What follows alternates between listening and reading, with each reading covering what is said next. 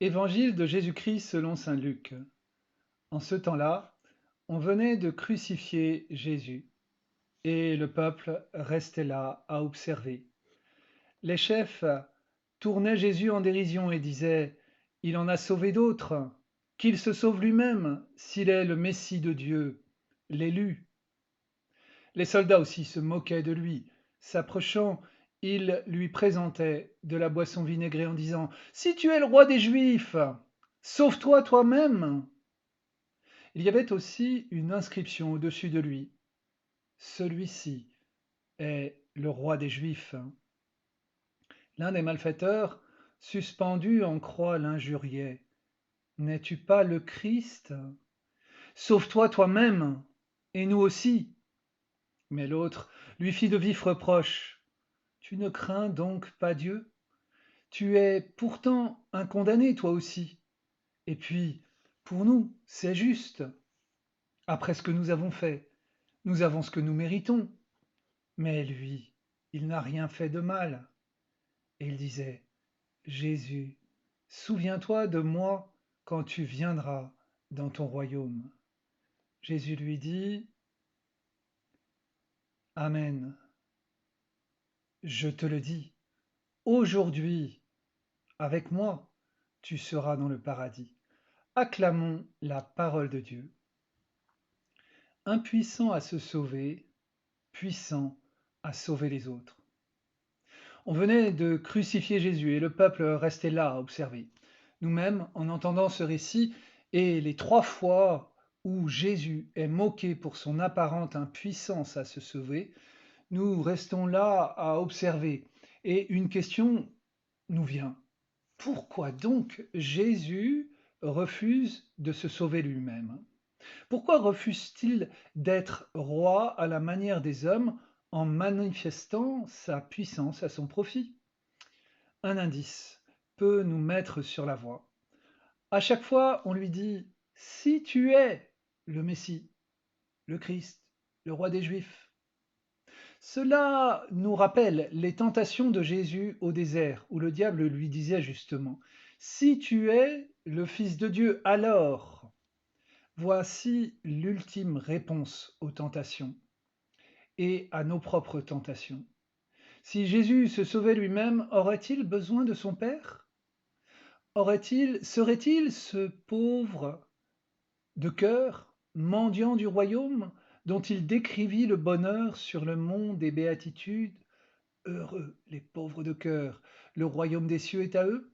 Finalement, si Jésus se sauvait lui-même et nous avec, comme l'invite le mauvais larron, il ne se comporterait pas vraiment en fils.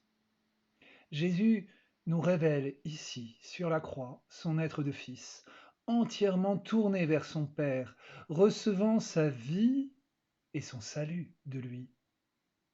En refusant de se sauver lui-même, Jésus renonce à la tentation du diable qui lui suggère: Tu n'as pas besoin d'être sauvé par Dieu, tu peux t'en sortir tout seul, tu n'as pas besoin de ton Père.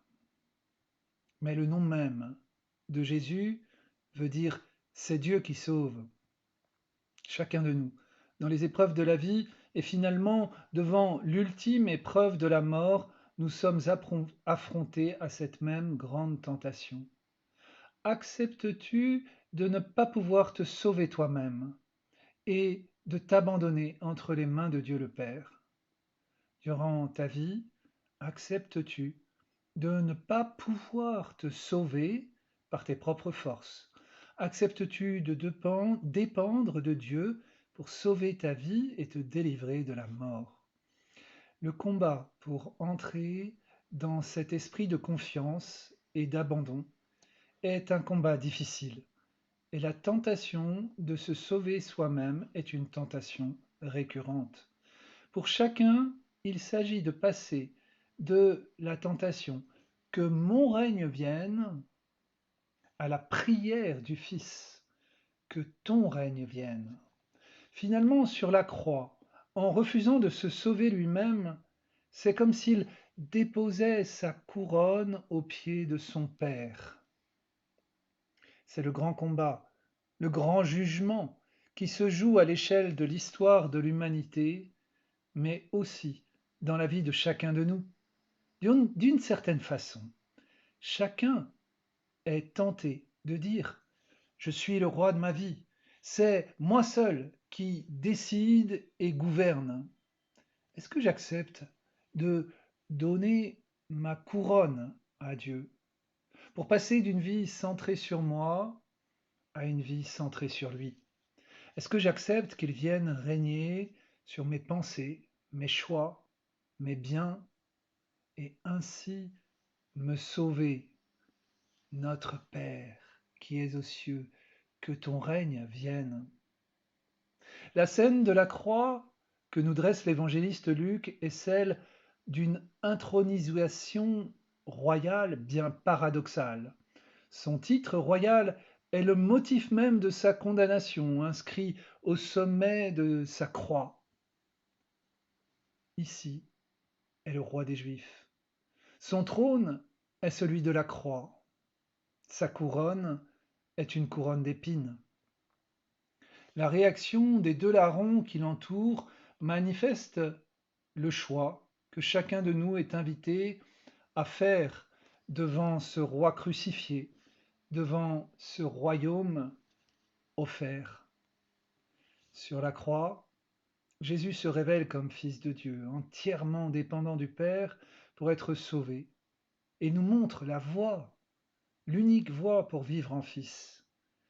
Pour tout homme qui veut bien l'accueillir comme le bon larron, Jésus fait cette promesse d'un aujourd'hui du salut.